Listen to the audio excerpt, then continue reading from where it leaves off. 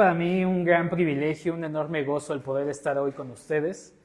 Gracias a la invitación que el pastor Samuel extendió hacia mi persona, me permitió estar esta tarde ya con ustedes. Si no me conocen, me presento, como lo mencionó el pastor Neri, me dedico a la cocina de profesión. Estuve liderando el grupo de jóvenes de portadores de bendición Aeropuerto por 9 años y hoy en día sirvo en el Ministerio de Alabanza junto con mi esposa. Todo esto ha sido gracias a Dios. Me da muchísimo gusto estar con ustedes.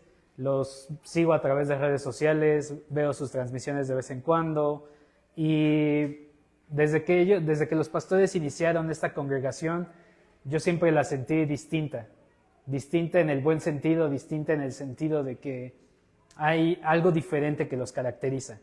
Y en este día, desde el momento en el que llegué, los veo como una gran familia, los veo como una comunidad, los veo como una iglesia de lazos unidos, y eso es algo que me da muchísimo gusto, eso es algo que me da muchísima alegría, porque la palabra de Dios siempre nos anima a procurar la unidad.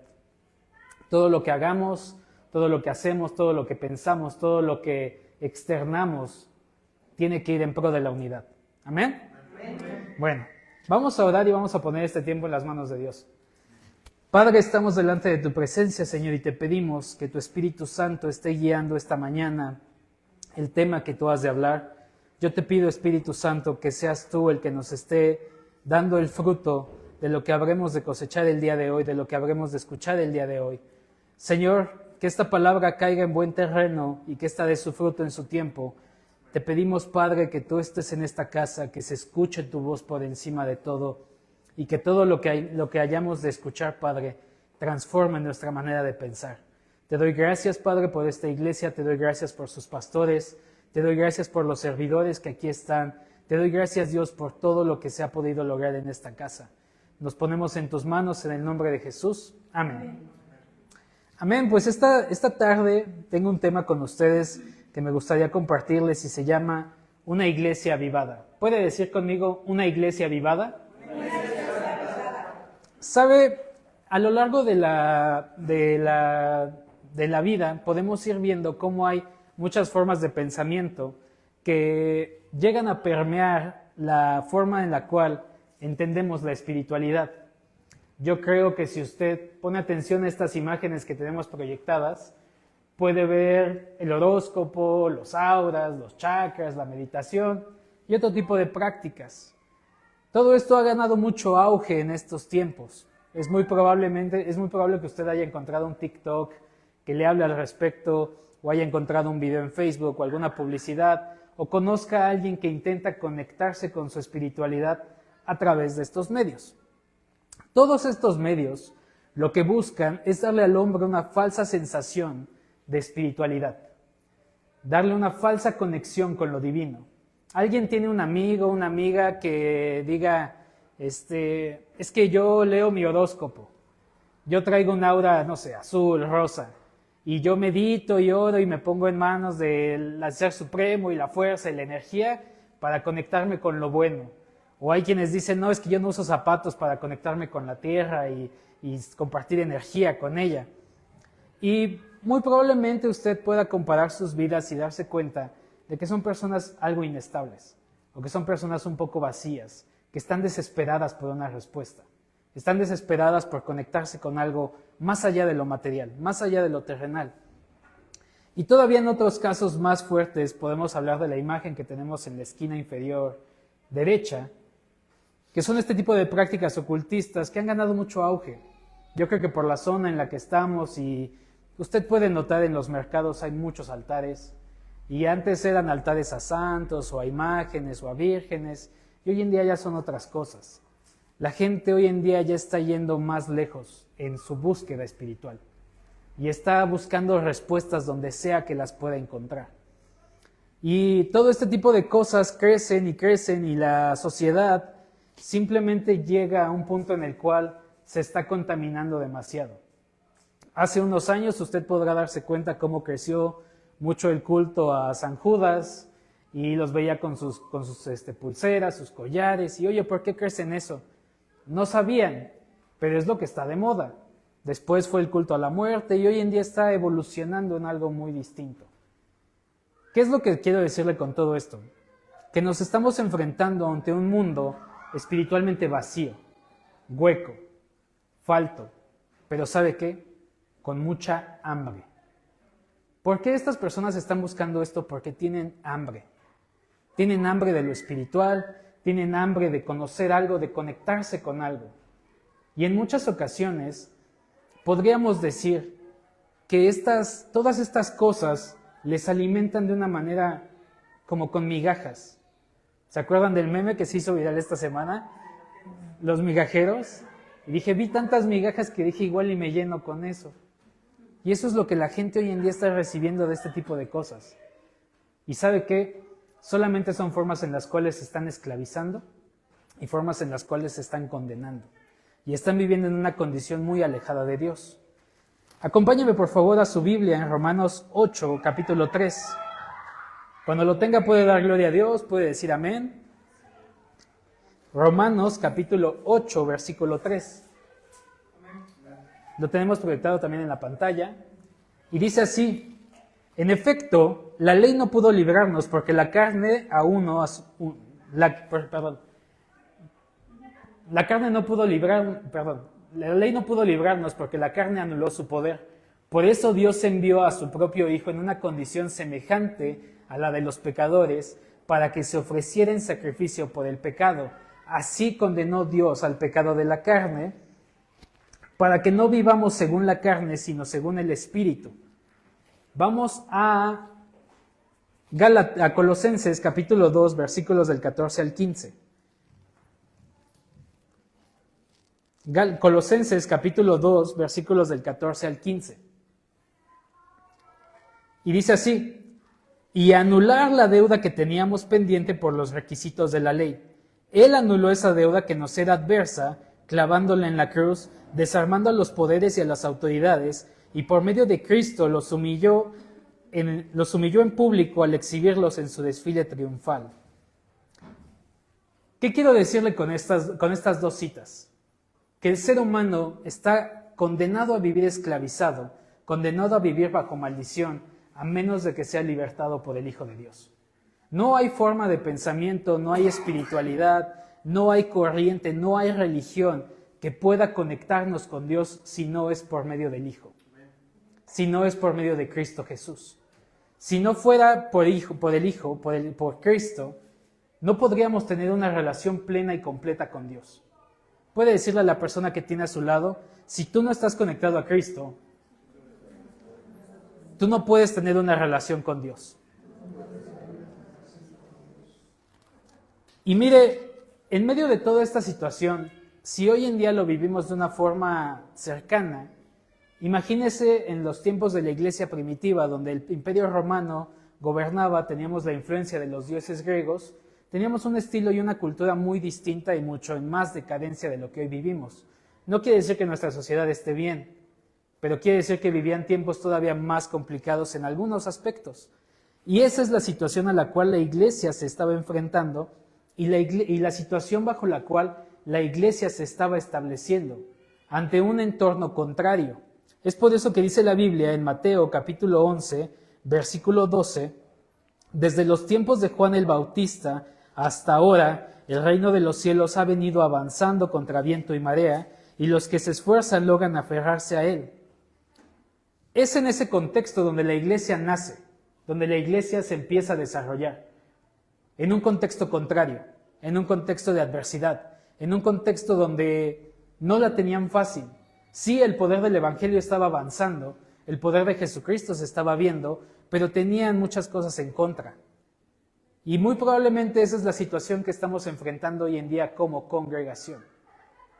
Pero es por el poder de Cristo en nosotros y es por el poder de Jesús que podemos ofrecerle a la gente no solamente una opción más.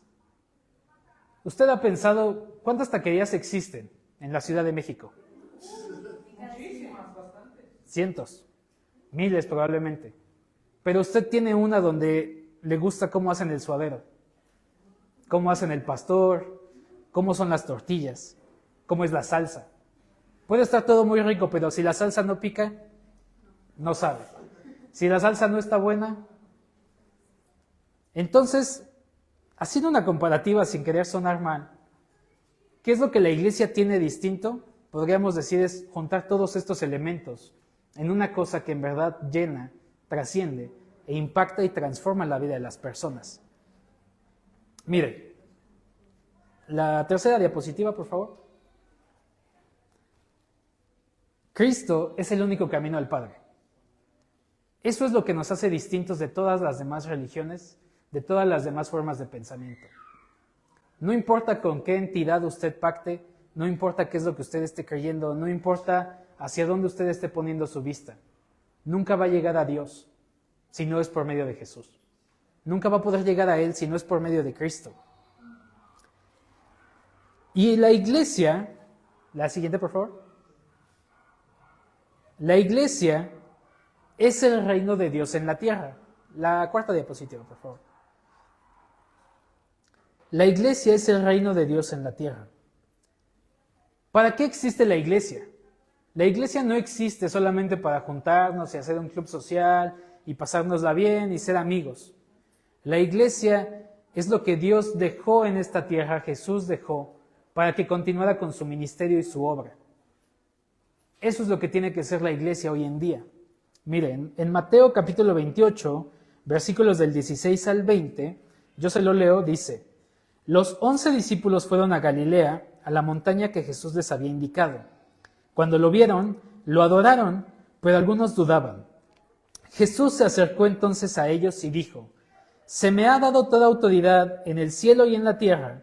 Por tanto, vayan y hagan discípulos de todas las naciones, bautizándolos en el nombre del Padre, del Hijo y del Espíritu Santo, enseñándoles a obedecer todo lo que yo les he mandado a ustedes. Y les aseguro que estaré con ustedes siempre, hasta el fin del mundo. Y en Marcos capítulo 16, versículos del 15 al 18 dice: Vayan por todo el mundo y anuncien las buenas noticias a toda criatura. El que crea y sea bautizado será salvo, pero el que no crea será condenado. Estas señales acompañarán a los que crean. En mi nombre expulsarán demonios, hablarán en nuevas lenguas, tomarán serpientes con sus manos, y cuando beban algo venenoso no les hará daño alguno. Pondrán las manos sobre los enfermos y éstos recobrarán la salud. En la Escritura esto es lo que se conoce como la Gran Comisión. La Gran Comisión de la Iglesia, la obra que la Iglesia tiene que estar efectuando. ¿Qué es lo que la Iglesia tiene que estar haciendo? ¿Qué es lo que la Iglesia tiene que estar llevando a cabo? ¿Qué es lo que tiene que caracterizar a la Iglesia en esta generación? Son estos puntos. Anunciar las buenas noticias a toda criatura. El que crea y sea bautizado. El bautismo podría sonar solamente a un ritual, pero en realidad bautizar a alguien es capacitarlo, es entrenarlo, es enseñarlo, es mentorearlo, es llevarlo de la mano. Estas señales acompañarán a los que crean. ¿A los que crean en qué? En Jesús. Quienes tengan a Cristo como su Señor y Salvador. Expulsarán demonios, hablarán en nuevas lenguas, tomarán serpientes con su mano y cuando beban algo venenoso no les hará daño alguno. Pondrán las manos sobre los enfermos y éstos recobrarán la salud. Esto está al acceso de ustedes. Voltea a ver a la persona que tiene a su lado y dígale: todo esto tú lo puedes hacer. Todo esto está a tu alcance. ¿Por qué? Porque está escrito en el nombre de Cristo que estas señales acompañarán a los que crean en su nombre. Amén. No es algo solamente para los superapóstoles, para los profetas o para los pastores que pasan 24 horas al día orando. Son señales que debería acompañar a todo congregante. En el mercado, en el camión, en el metro, en la escuela, en la universidad, en su trabajo, en su oficina, en su taller. Donde quiera que usted esté, estas señales deberían de estar con usted. Eso significa que nosotros como iglesia deberíamos estar viviendo en un nivel de espiritualidad más alto, más conectado con Dios. Y de esta manera, con estas señales, mostrar cómo el reino de los cielos está en la tierra. Ninguna de estas cosas la puede hacer ninguna de las formas de pensamiento que le acabo de mencionar. Y para los que dicen, bueno, yo he escuchado que hay entidades que sanan, que curan, Jesús dijo que Satanás no puede echar a Satanás por medio de él mismo. Lo que hacen estos reinos es disfrazar sus acciones para poder fomentar la idea de que tienen efectividad y poder ganar más adeptos. Ahora, acompáñenme a Lucas 13, versículo 20. Lucas capítulo 13, versículo 20.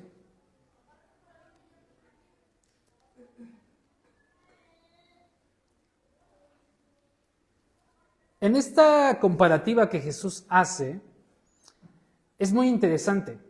Cada vez que usted encuentre en la Escritura que Jesús está comparando algo o que Jesús está dando una imagen de algo, trae implícitos muchos detalles, trae implícitas muchos detalles chicos que denotan parte de la personalidad, del proceso o de lo que Dios quiere decir.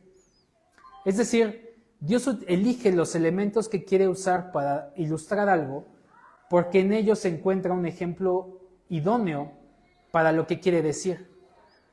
¿Cómo usted identificaría a un americanista? Su playera, ¿qué más usan? Su forma de hablar, muy probablemente. ¿Un águila? Su forma de expresarse, su forma de predicar bien. Ok. Si nosotros quisiéramos decir, vamos a representar a un mexicano, ¿qué elemento usaría? Tal vez su tez morena,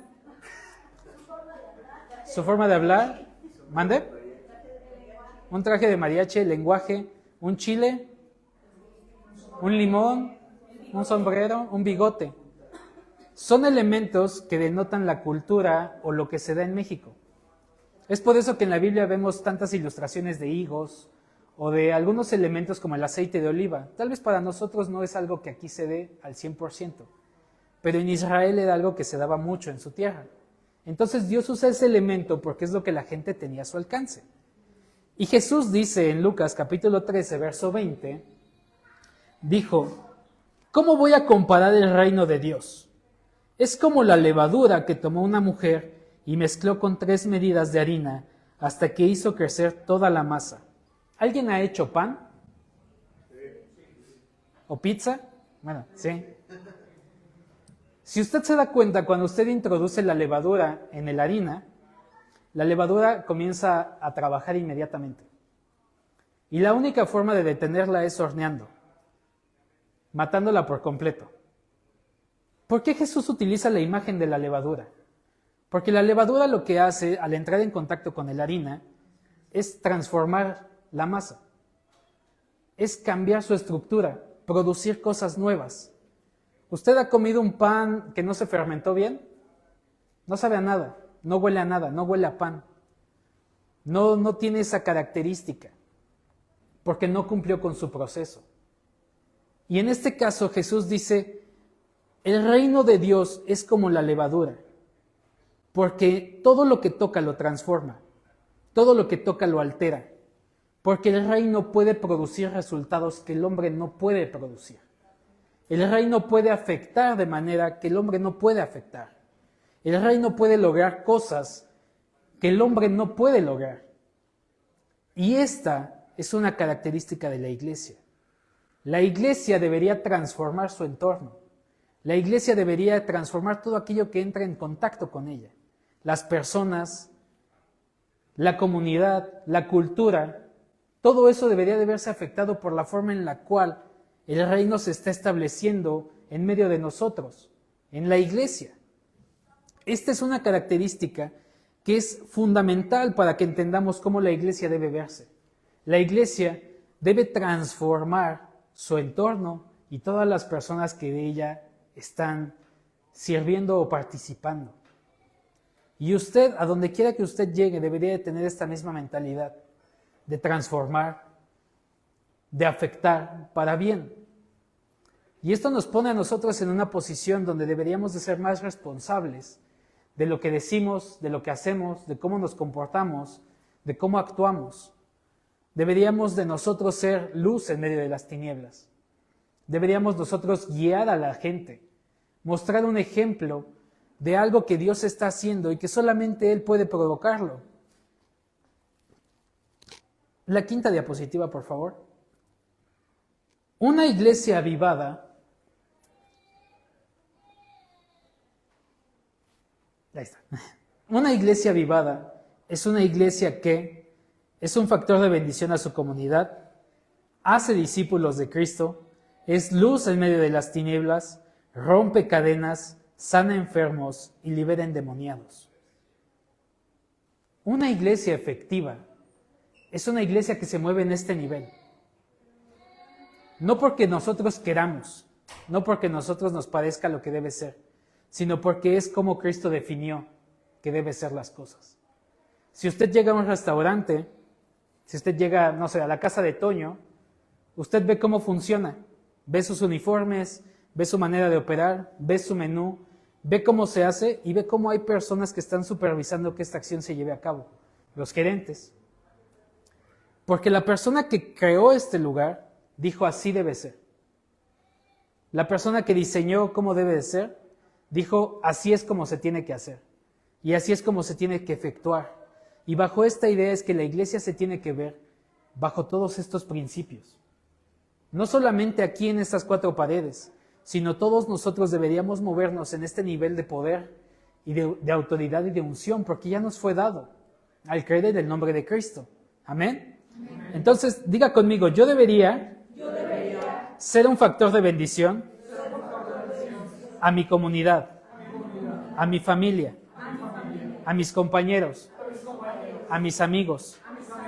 Yo debería hacer discípulos de Cristo.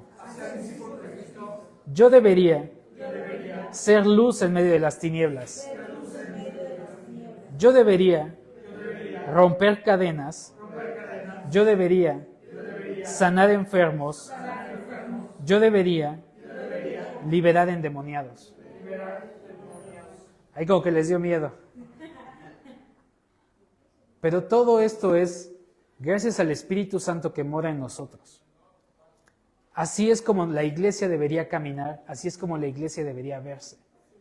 No es en nuestra fuerza, no es en nuestra capacidad, no es por pensar positivo, no es por vibrar alto, es porque Cristo así lo determinó para su iglesia. Y podríamos pensar, bueno, suena todo eso así muy fácil, ¿no? Suena muy bonito, suena muy padre, suena poderoso, suena motivador, pero ¿cómo podemos lograr esto? ¿Cómo podemos hacer que esto sea una realidad? Porque tal vez a mí no se me da bien hablar, me da pena, tal vez todavía hay cosas con las cuales yo estoy lidiando, tal vez con la forma en la que hablo, tal vez con la forma en la que pienso, tal vez cómo me relaciono, tal vez mi relación familiar, tal vez hay muchas cosas que todavía nos cuesta mucho trabajo. Pero vamos a ver eso. ¿Me pueden poner la sexta diapositiva, por favor?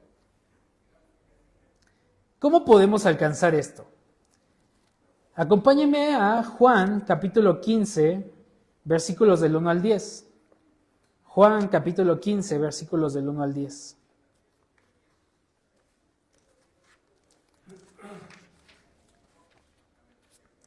Esta porción es Cristo hablando acerca de la vid verdadera. Y él dice, le voy a dar lectura. Juan capítulo 15, versículos del 1 al 10. Yo soy la vid verdadera y mi Padre es el labrador. Toda rama que en mí no da fruto la corta, pero toda rama que da fruto la poda para que dé más fruto todavía. Ustedes ya están limpios por la palabra que les he comunicado. Aquí Jesús está hablando de la salvación y de cómo el Espíritu Santo en nosotros y el aceptarlo como Señor y Salvador nos hace hijos de Dios. Amén. Versículo 4. Permanezcan en mí y yo permaneceré en ustedes. Así como ninguna rama puede dar fruto por sí misma, sino que tiene que permanecer en la vid, así tampoco ustedes pueden dar fruto si no permanecen en mí. Primer paso de cómo puedo alcanzar a que mi vida se vea de esa forma. Debo permanecer en Él. Debo permanecer en Cristo, debo de estar conectado a Él, debo de tener una relación viva con Él, debo de estar en comunión con Él. ¿Cómo se hace esto? Manteniendo nuestra disciplina diaria de lectura, de oración, de ayuno, una búsqueda constante y una determinación a estar con Cristo. Les puse aquí otra cita que es 1 Corintios, capítulo 3, versículos del 5 al 6. Primero a los Corintios, capítulo 3, versículos del 5 al 6.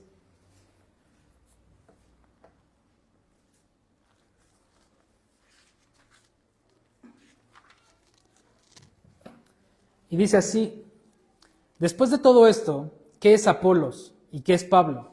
Nada más que servidores por medio de los cuales ustedes llegaron a creer, según lo que el Señor asignó a cada uno. Yo sembré, Apolos regó, pero Dios ha dado el crecimiento. Lo que esto quiere decir es que nosotros no podemos producir nada. Yo no puedo producir espiritualmente un cambio y una transformación por mis medios, por mi inteligencia, por mi capacidad, por mi entendimiento. Yo no lo puedo hacer. Nosotros no podemos simplemente implementar estrategias o implementar nuevas situaciones o nuevas ideas si no es Dios quien nos las está dando, si no es Él quien nos está guiando, si no es Él quien nos está llevando de la mano para hacerlo de esta forma. Y el resultado depende de Él. Es por eso que les puse en la diapositiva: lo que nace de la carne es carne, y lo que nace del espíritu es espíritu. Esto lo que quiere decir es que lo que nace de nuestro esfuerzo es humano, pero la transformación de la que estoy hablando debe ser espiritual, debe de verse de forma espiritual, debe de suceder de manera espiritual, y solamente la puede producir Dios. Y la única forma en la que esto va a suceder es si yo me mantengo conectado a Él. Como lo decíamos en el versículo 4, permanezcan en mí y yo permaneceré en ustedes. Así como ninguna rama puede dar fruto por sí misma, sino que tiene que permanecer en la vid, así tampoco ustedes pueden dar fruto si no permanecen en mí. De ninguna otra manera podríamos lograr lo que acabamos de mencionar si no es por medio de Cristo, si no es por medio de Él, si no es por medio de su obra y de la conexión que tenemos con Él. Ahora, continúa diciendo, versículo 5, yo soy la vid y ustedes son las ramas. El que permanece en mí, como yo en él, dará mucho fruto. Separados de mí no pueden hacer nada. El que no permanece en mí es desechado y se seca, como las ramas que se recogen y se arrojan al fuego y se queman. Si permanecen en mí y mis palabras permanecen en ustedes, pidan lo que quieran y se les concederá. ¿Cuántos podrían decir, ahí está, pidan lo que quieran y se les concederá? Dios quiere un novio, quiere una novia, quiere un negocio, quiero ser rico, quiero ser millonario, quiero tener esto, quiero tener un coche, quiero todo esto, Dios. Ahí la Biblia dice, pidan lo que quieran y se les dará. Pero ¿cuál es la condicionante que Jesús está dando para que esto suceda? ¿Permanecer en Él? Sí, y Él dice en el versículo 7, si permanecen en mí y mis palabras permanecen en ustedes. Este punto es muy interesante y para que lo comprendamos, acompáñenme a Romanos capítulo 8. Como les digo, cualquiera podría decir, es que ahí está. Él dijo que pidiéramos todo. Entonces, ¿Dios no está siendo fiel a su palabra cuando yo le pido todo esto? Ahorita vemos. Romanos capítulo 8, versículo 5, dice así, los que viven conforme a la naturaleza pecaminosa, fijan la mente en los deseos de la naturaleza, de tal naturaleza. En cambio, los que viven conforme al Espíritu, fijan la mente en los deseos del Espíritu. Jesús dijo, todo lo que pidan en mi nombre al Padre, Él se los dará. Pero si nosotros cumplimos con esta parte de que permanezcan sus palabras en nosotros, se da un efecto y es que nuestra mentalidad se ve transformada. Y ya no estamos pensando en lo que nosotros queremos, como nosotros queremos, sino estamos pensando en lo que Dios quiere para nuestra vida. En Marcos capítulo 8, versículo 36, es cuando Pedro le dice a Jesús, Jesús está prediciendo su muerte. Y les está diciendo, el Hijo del Hombre tiene que ser entregado en manos de pecadores, para que muera, sea crucificado, pero resucitará al tercer día. Y Pedro, yo me imagino que con una muy buena intención le dice, Señor, que tal cosa no te acontezca. ¿Cuántos, digamos, por poner un ejemplo, Si sus pastores dicen, vamos a atravesar una situación difícil, es natural que todos les digamos, van a estar bien. Todo va a salir bien, estamos orando, Dios hará su obra, Dios nos librará. Pero tal vez ellos tienen por revelación de Dios entendimiento que lo tienen que atravesar. Una situación de salud, lo que usted quiera, no vamos a poner nombres. Es natural que todos sintamos esta necesidad de no quiero que le pase nada porque son mis pastores. Si alguien le dijera de su padre, de su madre, de su hermano, de sus hijos, es inconcebible que algo le pase a alguien que amamos. Pero Jesús le dice a Pedro, apártate de mí, Satanás. ¿Se imagina el cuadro? Pedro feliz, gozoso, diciéndole, Señor, que tal cosa jamás te acontezca. Y Jesús le dice, apártate, Satanás. ¿Se sacaría usted de onda? ¿Se sentiría? Ya le falta amor.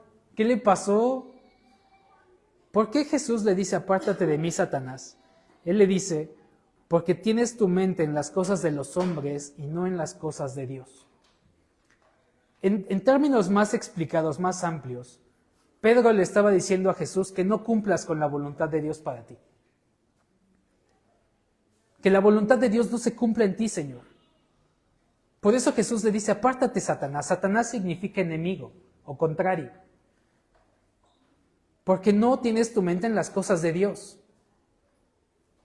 ¿Por qué Pedro no tenía esta mentalidad?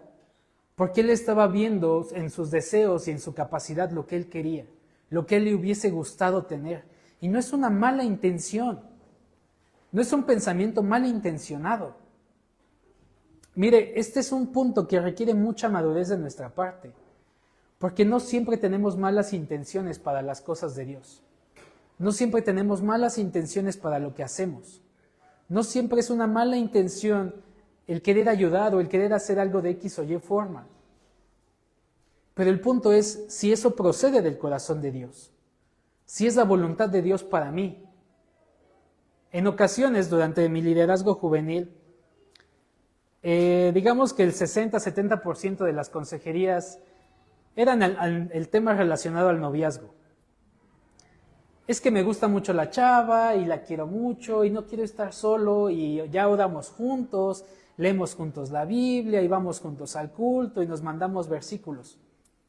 No está mal intencionado, pero tienes 16 y ella tiene 15. No es el tiempo.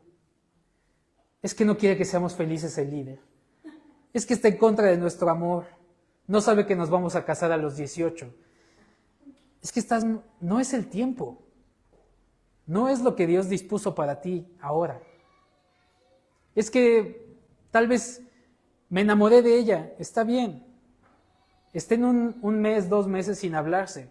Si se aman, la relación prosperará.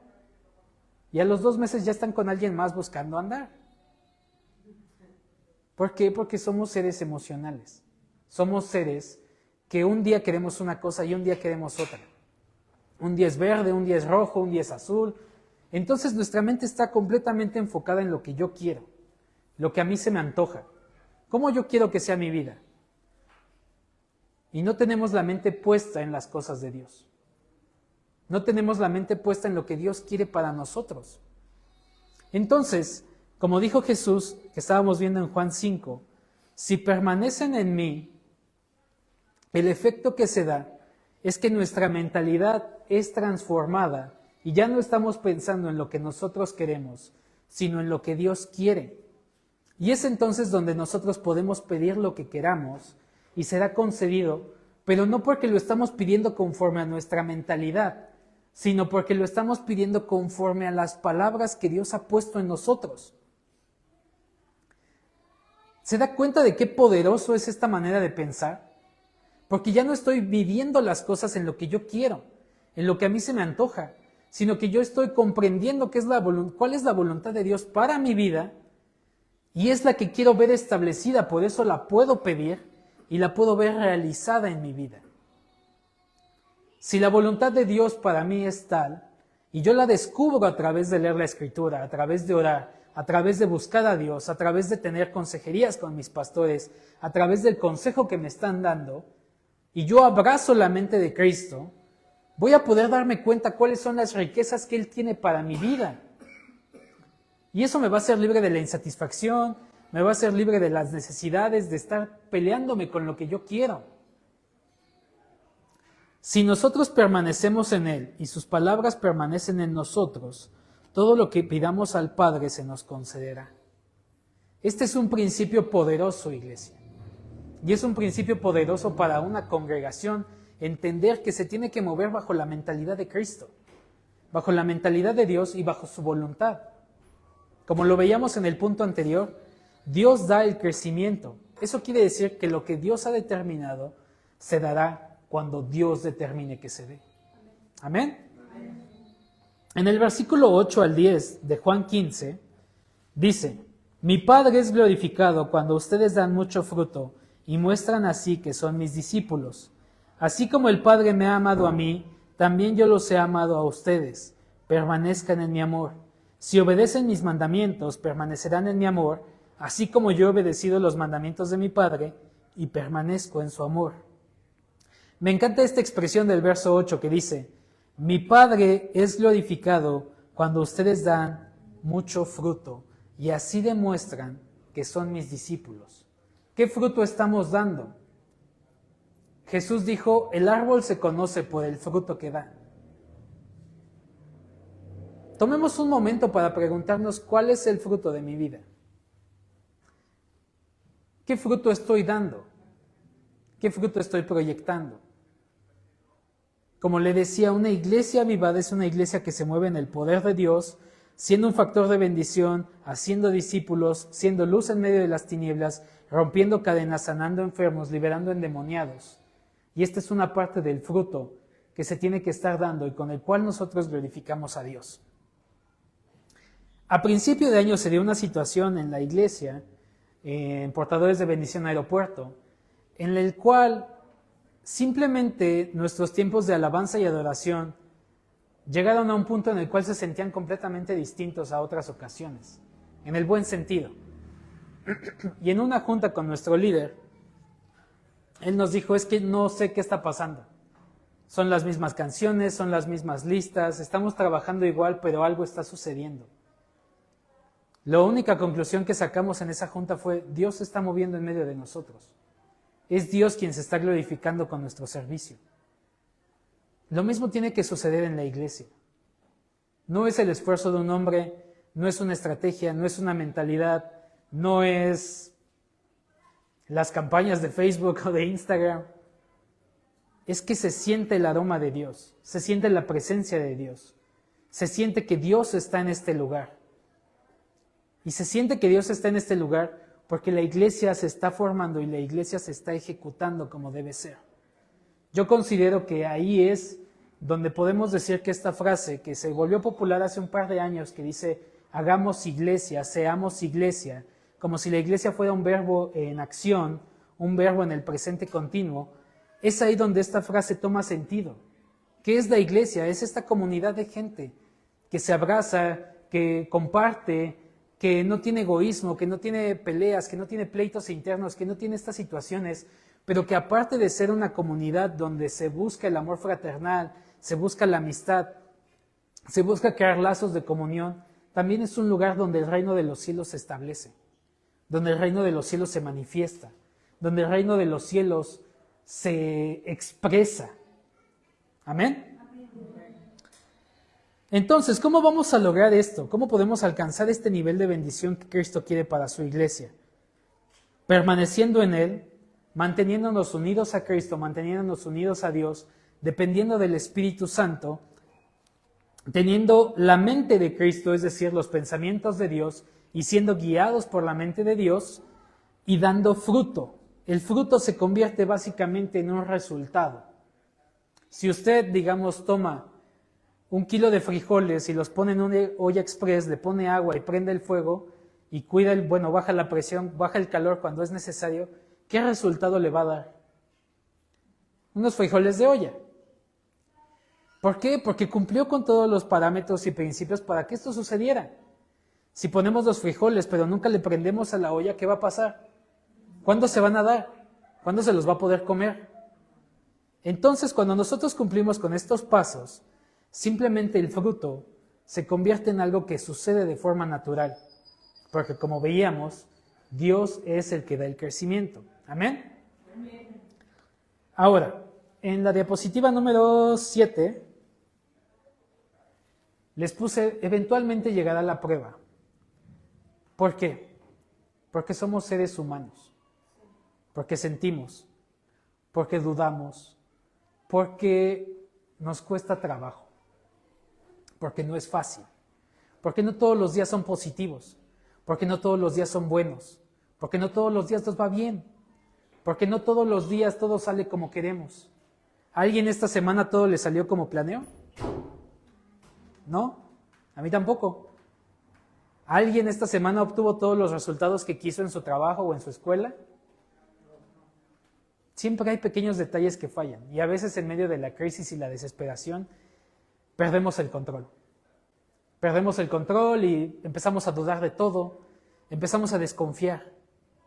Es por eso que les puse Jeremías capítulo 17, versículos del 7 al 8, que dice: Bendito el hombre que confía en el Señor y pone su confianza en Él. Será como un árbol plantado junto al agua, que extiende sus raíces hacia la corriente. No teme que llegue el calor y sus hojas están siempre verdes. En época de sequía no se angustia y nunca deja de dar fruto. En el contexto de este versículo, de este pasaje, el pueblo de Israel está por ser atacado por el pueblo de Babilonia. Y Israel, en lugar de buscar a Dios, está esperando que Egipto venga a salvarlos. Y sus profetas que tienen les dicen paz y seguridad, Dios está mandando a Egipto a salvarnos. Es por eso que Jeremías expresa lo que está en el corazón de Dios y él dice: bendito el hombre que confía en el Señor y pone su confianza en Él. Porque cuando llega la prueba, cuando llega la dificultad, cuando llega la estrechez, cuando llegan las dudas, cuando llega el sacudimiento, cuando llega lo que sacude nuestros fundamentos y principios, muchas veces pensamos que Dios no está con nosotros y que Dios se ha ausentado y que tal vez no estamos cumpliendo con Dios, tal vez Dios no nos está dando lo que queremos, no entendemos por qué, no sabemos cómo. Pero por eso dice, bendito el hombre que confía en el Señor y pone su confianza en Él. Porque a pesar de que todo esté en contra, a pesar de que todo se sienta mal, a pesar de que las cosas no estén dándose como nosotros queremos, o en el tiempo que nosotros queremos, o de la forma en la que nosotros queremos, tenemos que seguir confiando en Dios, porque Él es fiel a su palabra, porque Él es fiel a lo que Él dijo, y si Él lo prometió, Él lo ha de cumplir, y si Él dijo que así sería, así será. Y nosotros como seres humanos que no tenemos la capacidad de conocer todo, lo único que sí podemos hacer es confiar y poner nuestra esperanza en Él. ¿Qué dice la Biblia de Abraham? Le creyó Abraham a Dios y esto le fue tomado por justicia. Porque Abraham no tenía ningún recurso para creer en Dios. Imagínese por un momento, eliminemos el contexto en el que estamos. Piense que usted no es creyente y un día Dios le habla en un sueño y le dice, deja tu casa, deja tu familia y vete a otro lugar. ¿Cuántos de nosotros nos sentiríamos desafiados por esa palabra al máximo? Por eso dice, le creyó Abraham a Dios y esto le fue tomado por justicia. Porque la fe es la certeza de lo que se espera, la garantía de lo que no se ve. Y nosotros cuando no tenemos nuestra fe en acción, nuestra fe activa, empezamos a confiar en todo. Y empezamos a querer meter cambios y a ver qué podemos hacer. Si usted tiene un negocio o trabaja en una empresa y le dicen las ventas están bajas, empezamos a implementar cualquier estrategia posible, un 2x1, un 3x2, traiga a su abuelita y le regalamos 1 kilo, invitamos a qué monito, no sé, lo que sea, para poder generar un resultado, porque estamos desesperados por ver ese resultado en acción. Pero en la obra de Dios, no somos ninguno de nosotros los que producimos lo que espiritualmente debe producirse. Entonces, Jeremías dice, bendito el hombre que confía en el Señor y pone su confianza en Él. Será como un árbol plantado junto al agua que extiende sus raíces hacia la corriente. ¿Se acuerda lo que le dije al principio de la levadura? ¿Cómo es una imagen que Dios usa para expresar algo? De la misma forma, este árbol no solamente representa algo bonito. Por ejemplo, vemos el árbol que tienen acá afuera. Da su sombra, los niños pueden jugar abajo, ha de estar bien rico estar ahí sentado o acostado. Sino que también expresa algo. Y lo que expresa es, un árbol tiene raíces y un árbol toma mucho tiempo en crecer. Tal vez no siglos, pero sí toma años en crecer. ¿Y sabe qué es algo asombroso de los árboles? Que primero crecen hacia abajo antes de crecer hacia arriba. Su sistema de raíces se tiene que ver desarrollado y fortificado para que pueda crecer. ¿Usted ha visto en algún momento cuando están plantando arbustos en los camellones? ¿Y cómo lo sacan y se ve tan chiquita su raíz? ¿Y cuánto tiempo duran? ¿Un mes, 2 meses? Ya se secaron y el gasto no sirvió de nada, porque sus raíces no están desarrolladas para el cambio que están enfrentando. De la misma forma, si nosotros no desarrollamos un sistema de raíces, es decir, un fundamento, una base sólida en nuestra vida espiritual, que se conecte al fluir de Dios, porque es lo que refiere cuando dice que extiende sus raíces hacia la corriente, vamos a enfrentar la vida y vamos a ser arrancados de raíz por completo, porque no estamos bien fundamentados, no estamos bien cimentados, no estamos bien parados en lo que estamos haciendo. No sé si usted ha ido a un negocio de esos, tal vez lo abren y al principio usted ve a la gente con toda la actitud, ve a los dueños, a los encargados, todo el mundo sumándose. Y tal vez, por poner un ejemplo, digamos que es de pollos rostizados. Y usted dice, me voy a comprar un pollo. Y ya cuando llega a su casa y abre el ala, está cruda. Y abre el muslo y está crudo. Y ve el huesito rojo y dice, como que le faltó. Y dices, bueno, les voy a dar otro chance. Voy a comprar otro. Y va y le dice, oye, fíjate que me pasó esto con el pollo. Sí, ya lo solucionamos. Y compra otra vez y otra vez pasa lo mismo. ¿Cuál es el problema que está teniendo esa empresa, ese negocio, ese restaurante? No tiene bien las bases de cómo tiene que hacer lo que está haciendo. Si usted contrata, digamos, a alguien que se metió a la plomería, a la electricidad, y dice, bueno, se equivocó, pero está estudiando, vamos a darle chance. Pero si no sabe qué está haciendo, si no sabe qué es lo que está desarrollando, si no sabe cómo conectar las cosas, lo que me dice es que es una persona que no tiene bases, no tiene conocimiento, no tiene fundamentos. Por ende, su forma de trabajar o de dar fruto no es la más efectiva. Es por eso que es tan importante, iglesia, que nosotros tengamos y desarrollemos un cimiento sólido en la palabra de Dios, en el conocimiento de Dios. Las experiencias son buenas, son enriquecedoras. Yo soy un fiel creyente de que un encuentro con Dios puede transformar la vida de una persona como nunca antes. Pero lo que sigue después de eso requiere del fundamento, requiere de la solidez de la vida de una persona. Si usted de repente se siente bien, se siente mal, se siente triste, se siente cansado y hoy sí quiero ir a la iglesia, hoy no quiero ir, es porque usted no tiene un fundamento sobre el cual se para y dice, mi responsabilidad con mi congregación es esta. Entonces, cuando uno pone su confianza en Dios, cuando cree en Él, será como el árbol que está plantado junto a la orilla del río, que extiende sus raíces hacia la corriente, no teme que llegue el calor, es decir, no teme la prueba. No teme la dificultad, sus hojas están siempre verdes, en época de sequía no se angustia y nunca deja de dar fruto. ¿Cuántos tienen un negocio propio o un taller o algo por el estilo o un trabajo de una oficina? Todos sabemos que el principio de año es muy duro y es pesado. Digamos que es una época de sequía. En época de sequía no se angustia. ¿Cuántos nos hemos angustiado por una situación en casa, por una situación laboral, por una situación en la escuela y sentimos que estamos perdiendo el control? Y sentimos que no estamos viendo lo que debería ser. ¿Cuál es la solución que nos está dando la palabra de Dios? Confiar en Él, poner nuestra confianza en Él. Tener la mente de Cristo para saber cuál es la voluntad de Dios para nosotros. Por eso dice en el verso 9 y 10, no hay nada tan engañoso como el corazón, no tiene remedio. ¿Quién puede comprenderlo? Yo, el Señor, sondeo el corazón y examino los pensamientos para darle a cada uno según sus acciones y según el fruto de sus obras.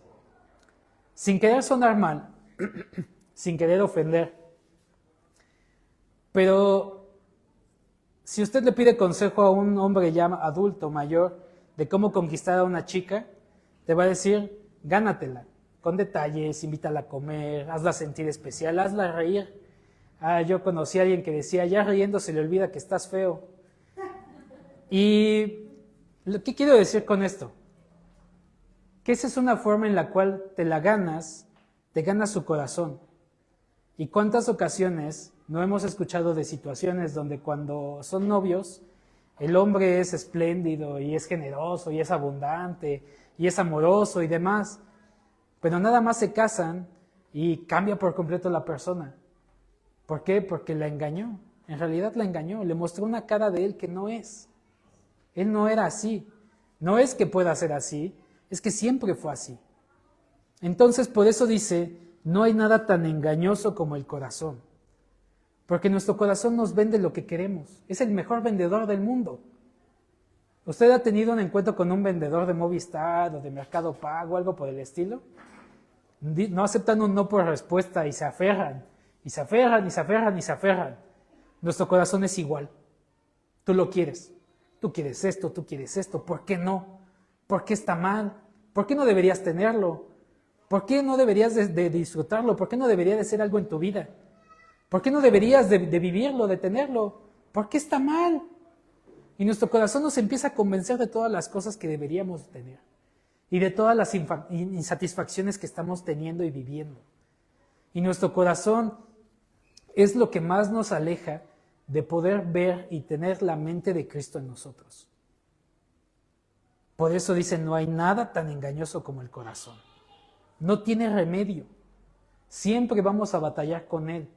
Por eso la solución que nos da la Escritura es, yo el Señor sondeo el corazón y examino los pensamientos. ¿Quiere usted saber si lo que está pensando procede de Dios? ¿Que lo que está pidiendo procede de Dios? ¿Que lo que desea procede de Dios? Ore. Primeramente ore y dígale, Dios, este es mi plan, esto es lo que quiero. ¿Procede de ti o no? Y después vaya con su pastor y dígale, pastor, pastora, esto es lo que quiero para mi vida. Y no se trata de estar juntando consejos y a ver quién dice que sí, quién dice que no. Se trata de reafirmar por medio de la palabra de Dios qué es lo que Dios nos está hablando a nosotros. Porque puede ser que tú en tu humanidad estés queriendo justificar lo que quieres, de 1000 maneras, y necesitas a alguien que te guíe y que te diga sí o no. Te estás perdiendo el piso. Yo, el Señor, sondeo el corazón y examino los pensamientos. ¿Quieres saber más de esto? Lea su Biblia, porque la palabra dice que la palabra de Dios examina los pensamientos. Es como, le pongo este ejemplo, ¿alguien ha deshebrado pollo? Vemos la pechuga completa, ¿no? Y cuando la separamos vemos todas sus hebras, vemos todas sus partes. Lo mismo hace el Espíritu con sus pensamientos y sus intenciones. Dices, mira Dios, esta es mi intención. Y Dios dice, ok, muy bien, vamos a deshebrarla, vamos a desmenuzarla, vamos a separarla por partes y por piezas. Y vamos a darnos cuenta si en verdad lo que quieres y buscas es bueno. O si es tu ego, si es tu voluntad, si son tus deseos, si es tu inestabilidad, si son tus emociones. Todo eso hace la palabra de Dios cuando nos acercamos a leerla, el consejo pastoral y la oración. ¿Amén? Ya para terminar, quiero darles una... Yo cuando estaba desarrollando esta predicación, estuve orando desde que el pastor me dijo que iba a venir con ustedes. Y yo le preguntaba a Dios qué es lo que quería hablarles. Y como se los mencioné antes de iniciar la predicación, veo que son una iglesia con mucha unidad, son una iglesia con mucha familia. Y veo muchos ánimos, veo mucha fuerza, veo mucha voluntad y muchas ganas de querer lograrlo. Y yo creo que si nosotros confiamos en Dios, ponemos nuestra fe en Él, tenemos la mente de Cristo, permanecemos en Él y hacemos que su palabra permanezca en nosotros, se va a cumplir esta historia que cuando la leí, cuando vino a mi mente mientras lo desarrollaba, fue como que la culminación del consejo de Dios para esta tarde. Es algo que puedo decirles, surgió en el corazón de Dios para ustedes. Y es el milagro de la pesca milagrosa. En Lucas capítulo 5, versículos del 3 al 7 dice: Subió a una de las barcas que pertenecía a Simón y le pidió que la alejara un poco de la playa. Luego se sentó y enseñaba a la gente desde la barca. Cuando acabó de hablar, dijo a Simón: Lleva la barca hacia aguas más profundas y echen allí las redes para pescar. Jesús le pide a Simón: dispón de tus recursos, dispón de tu tiempo, dispón de tu voluntad para lo que yo quiero hacer. Creo que son una iglesia que ha dispuesto de lo que tiene y más. Ha dispuesto su voluntad, ha dispuesto sus recursos, ha dispuesto su tiempo, ha invertido todo lo que tiene en la obra de Dios. Y cuando Jesús voltea a ver a Simón y le dice: lleva la barca hacia aguas más profundas y echen allí las redes para pescar, Simón contesta: Maestro, hemos estado trabajando durante toda la noche y no hemos pescado nada. Pero como tú me lo mandas, echaré las redes.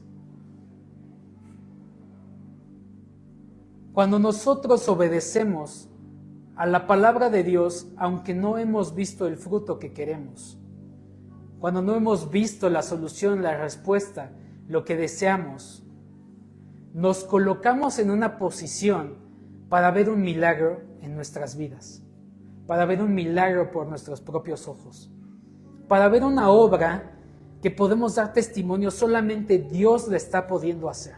Solamente Dios es capaz de dar este resultado. Continúa diciendo: así lo hicieron y recogieron una cantidad tan grande de peces que las redes se les rompían. Entonces llamaron por señas a sus compañeros de la otra barca para que los ayudaran. Ellos se acercaron y llenaron tanto las dos barcas que comenzaron a hundirse. La provisión de Dios para esta casa viene, será. No por nuestra fuerza, no por nuestra voluntad, sino porque hemos dispuesto todo lo que tenemos a sus pies. Le hemos dado todo lo que podemos. Hemos sido fieles. Y cuando Él hable, hemos obedecido y estaremos obedeciendo. Y eso nos colocará en un lugar donde veremos una pesca tan grande que tendrán que venir otros a ayudarnos con los resultados que Dios está dando. Iglesia, Dios nos llamó a ser pescadores de hombres. Y yo creo que ese es un milagro, es una situación, es algo que en consecuencia de lo que se ha dado en esta casa, habrá de venir. Yo creo que Dios está por levantarles de una manera asombrosa y muy fuerte, en la cual ustedes simplemente podrán decir: es que solamente Dios puede hacer esto. Como dijo Simón: yo llevo toda la noche intentando hacer lo mismo que me estás pidiendo. Llevo toda mi vida intentando hacer lo que me estás diciendo que haga. Pero en esta ocasión es diferente, porque quien dice que va a suceder es Él, es Cristo. Seamos fieles, seamos pacientes, porque en cuanto Él suelte la palabra,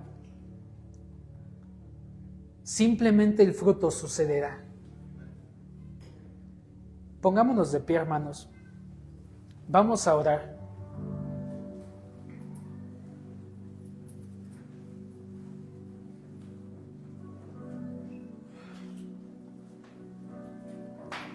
Le pido por favor que levante sus manos.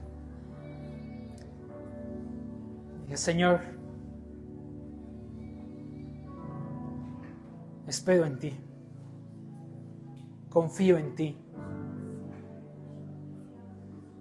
En nuestras fuerzas nada podemos. Pero como tú me lo mandas, como tú lo dices, como dijo Pedro, Señor, cuando caminó sobre el agua, di la palabra e iré hacia ti. Esta iglesia se debe preparar para caminar en un nivel sobrenatural, acompañado de señales, milagros y prodigios, porque Él así lo ha decidido.